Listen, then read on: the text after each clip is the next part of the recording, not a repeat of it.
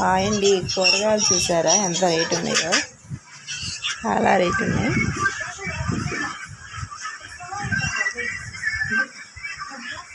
పచ్చిమిర్చి కూడా అలాగే రేటుగా ఉంది.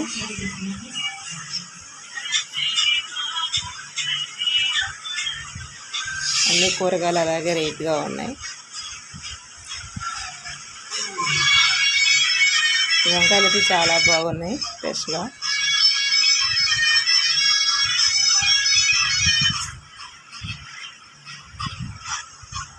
గుత్తి వంకాయ కూర చేసుకునే వంకాయలు ఉంటాయి, చాలా బాగున్నాయి. ఈ టమాటాలు అయితే కిలో 100 రూపాయలండి. ఫ్రెష్గా అనుకుంటే దాని లోపల నుంచి పురుగు కూడా వస్తుందండి. చూడండి ఎలా ఉంది పురుగు.